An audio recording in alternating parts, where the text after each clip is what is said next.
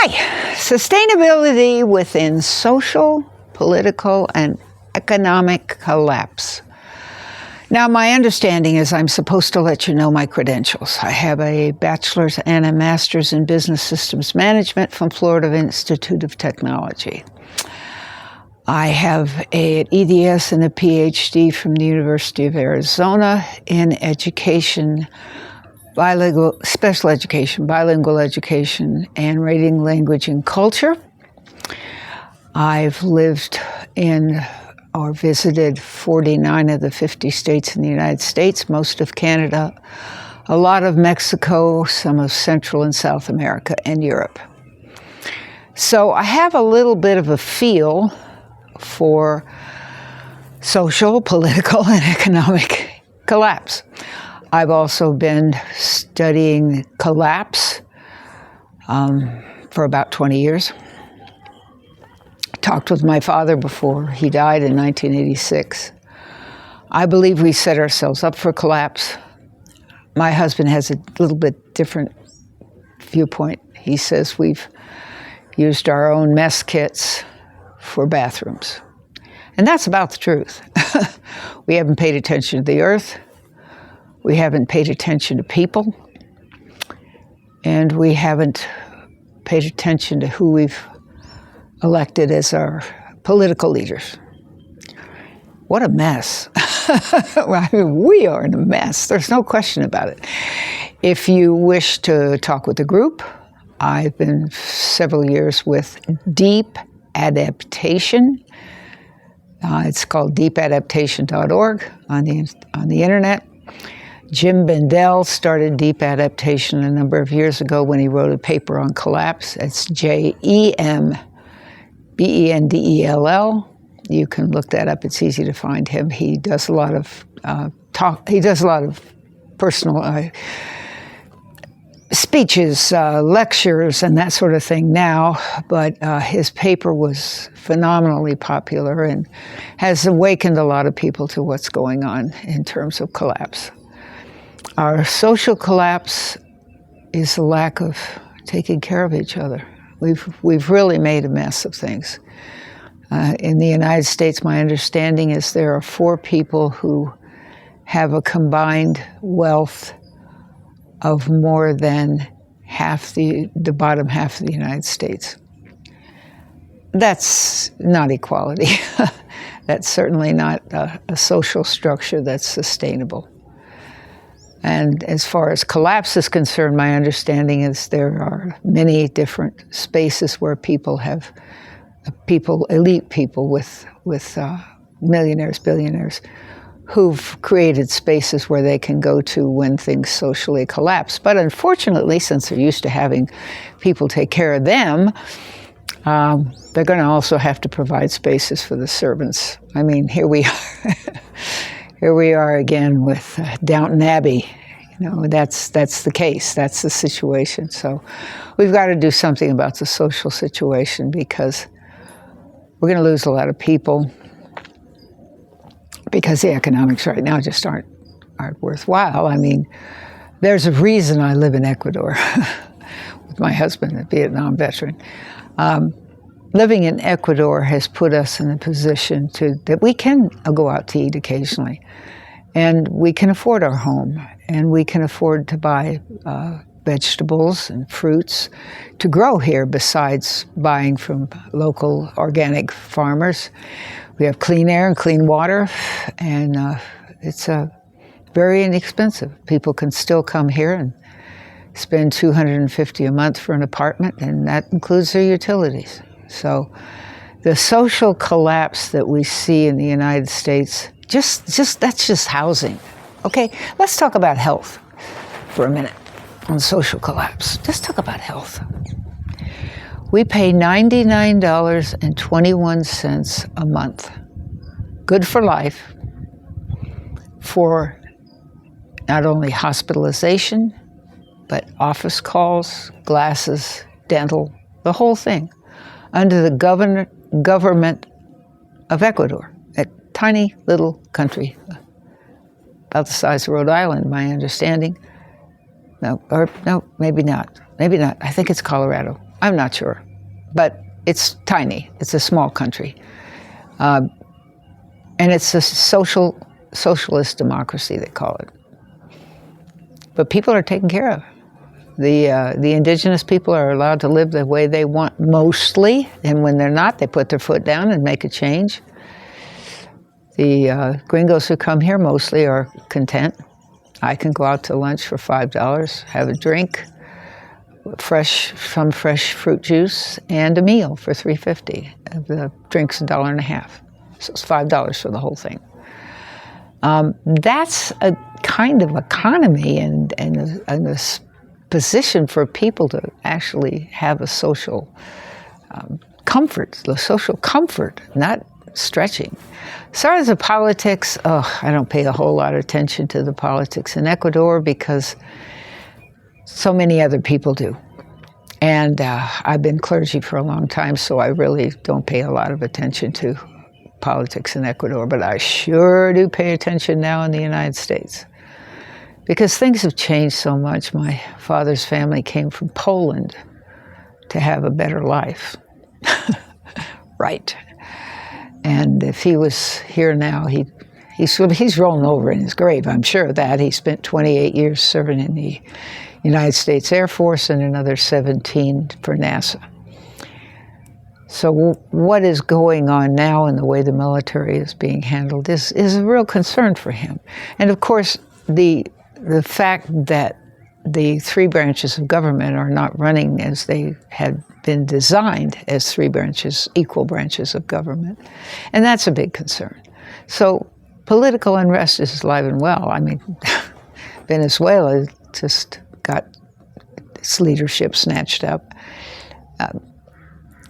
The idea of not being able to manage your own country is a real concern, and a big deterrent from as much traveling as people used to do. Probably people used to travel all the time. I mean, I certainly did. I was a pilot, and I'd also fly in airplanes, and I've been on boats and had a lot of opportunity to see the rest of the world. And it's really sad now that there's so much unrest, and especially after COVID. COVID caused us all so much upset and change in jobs and the way of living our lives, and the cost of living is so much more expensive now, especially in the United States and Europe. It's horrific. I rent a farmhouse here, 2-bedroom, 1 bath, 5 acres, $500 a month. My water bill is usually about $9, and my electric bill is usually about right at 30, less than 35, as low as 24, 17 I've paid at times.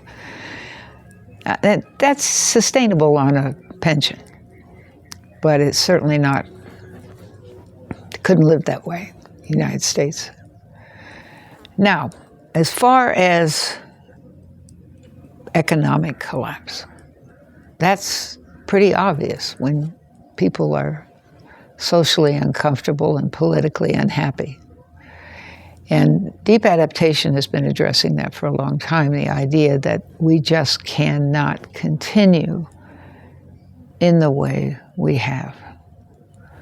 It's just not sustainable. Sustainable means able to reproduce. Maslow's hierarchy of needs. Basic needs: shelter, food, air. We can start with air, water, shelter, food. Then you got to bring in health, because health is a big issue, especially with climate change. We're very likely to have more epidemics. That's something I've been following for almost 20 years.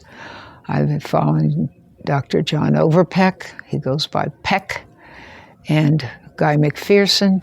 A lot of climate change, carbon brief. I get so many notices every day on my email about the differences in what's happening, AMOC, what's happening with the way the water is moving around on the earth, what parts of what glacier has melted or hasn't melted or is going to melt, or whatever they've discovered recently, McPherson often talks about the fact that your dolphins can move and birds can move, but trees, not so much. They can throw their seeds in a direction that's further south if it's getting too cold, but that's about it. So there's a lot of things that we depend on. Air. We depend on air. And yet it's not that easy anymore for trees to survive when there's so much change. I keep in touch with people who are growing all over the earth. I talk to people every week from Europe and from the United States, oftentimes, every week from Mexico too, and other parts of South America. I also talk on a pretty frequent basis with people in Australia. They're having a lot of trouble with fires, and there's just so many changes happening at the same time. And the word unprecedented has become as common as Kleenex in the last few years. And yet, hearing that word before the last few years was just not expected. And I believe that, in general, the population is ignoring what's going on. I don't think a lot of people are. I go to meetings that are highly advertised, and yet there's the same 6, 8, 10, 12 people there. More people rarely come in, and when they do, they say, well, I just figured out that things aren't going real well. And I think part of that, or a lot of that maybe, has to do with the fact that it's easier to ignore something that you know you can't fix than it is to want to fix something that you know you can't. And we really can't. No, that's true. But we can adapt, and we can change this space. We can think about what we want to do with our lives, how we want to spend this time, if we want to prepare for changes. Have you put away gold? Have you put away silver? Do you have food stocked? It depends on where you feel things are going to go wrong, because it's really anybody's guess. You can read as much as you want to. Like I said, I read about everything I can get my hands on, and I follow lots of videos, and I join with a lot of people around the world to ask them what's going on and where they are. But that's not the whole answer, because none of us really have a globe to look in to give us the answers, do we?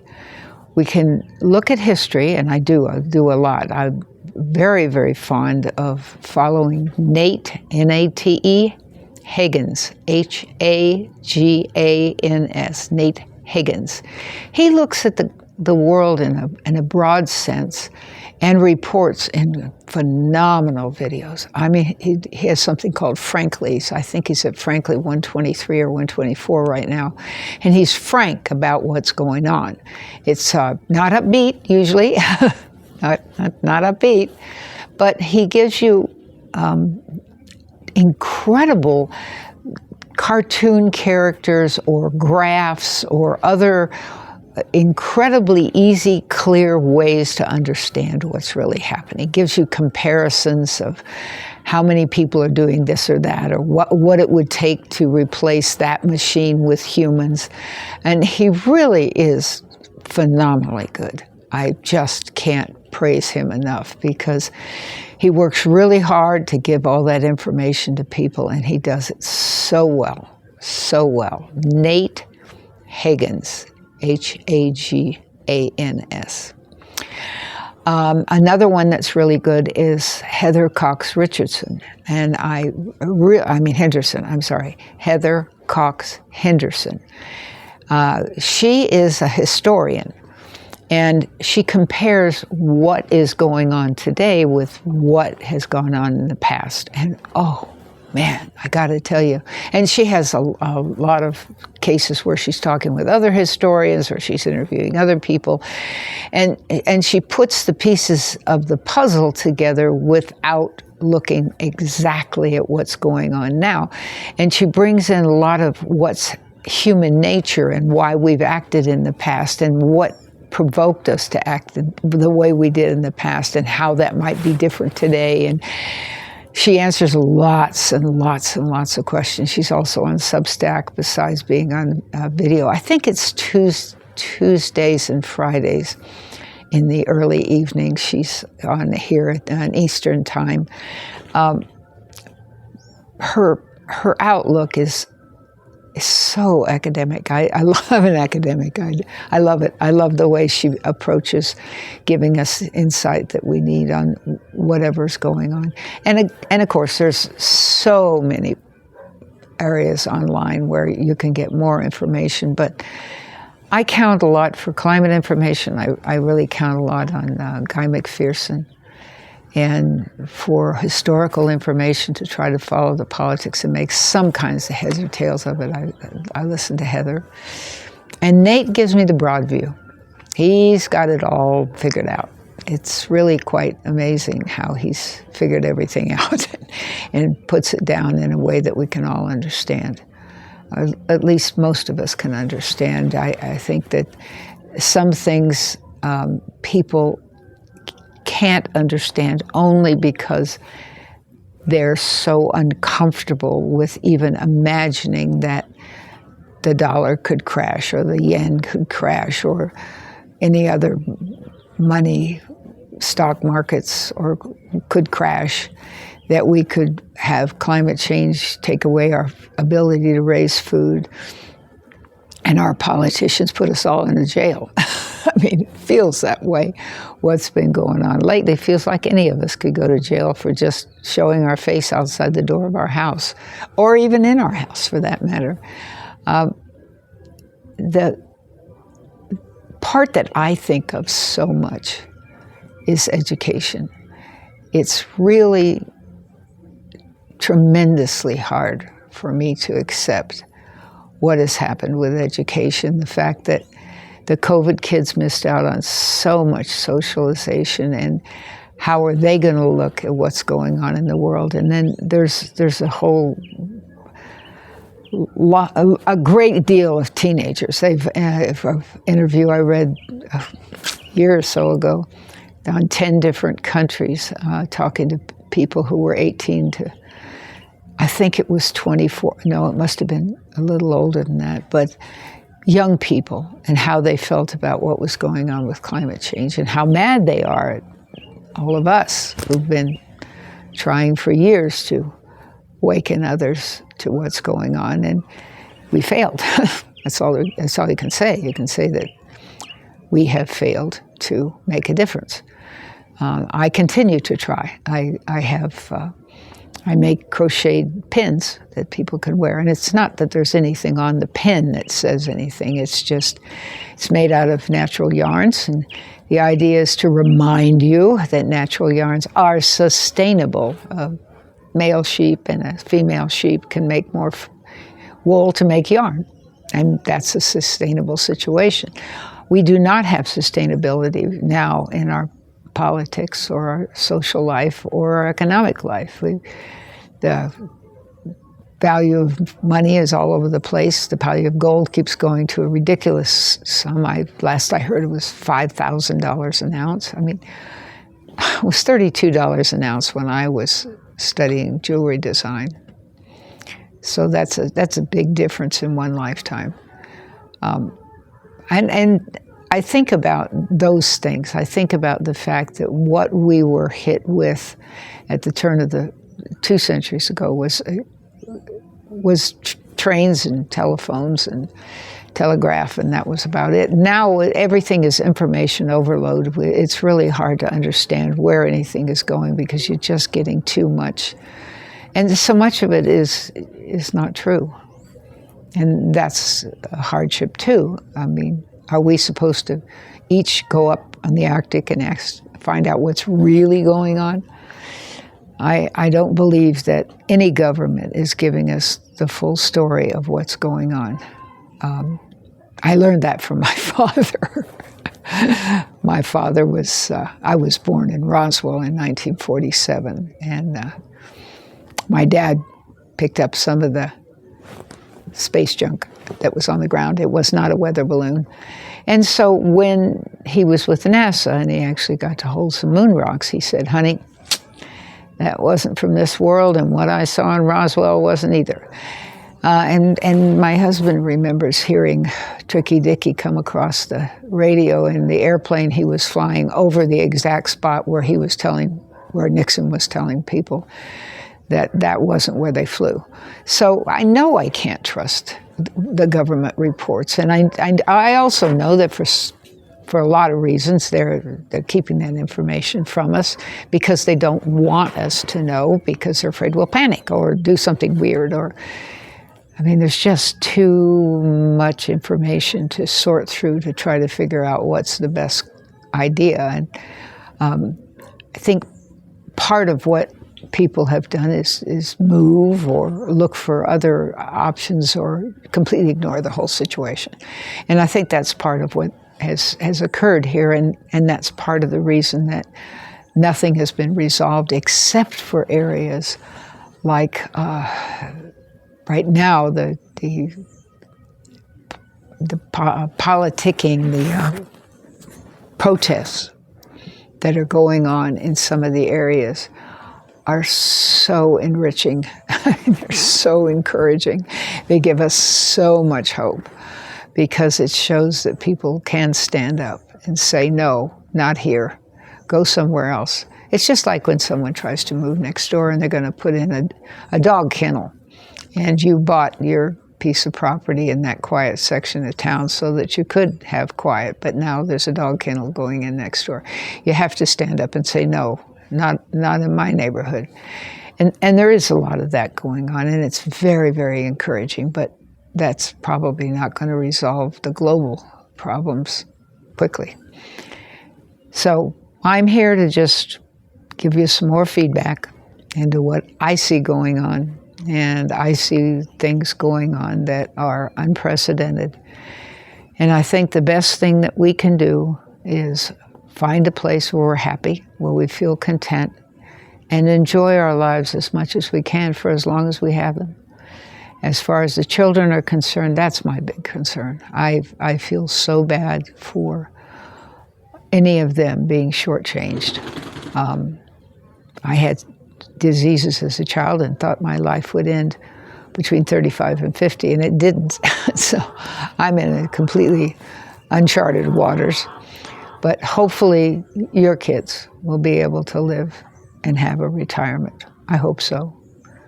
In the meantime, pay attention. Listen to what other people have to say. Find out what's going on. Keep yourself informed so you can make decisions when the time comes. Thank you.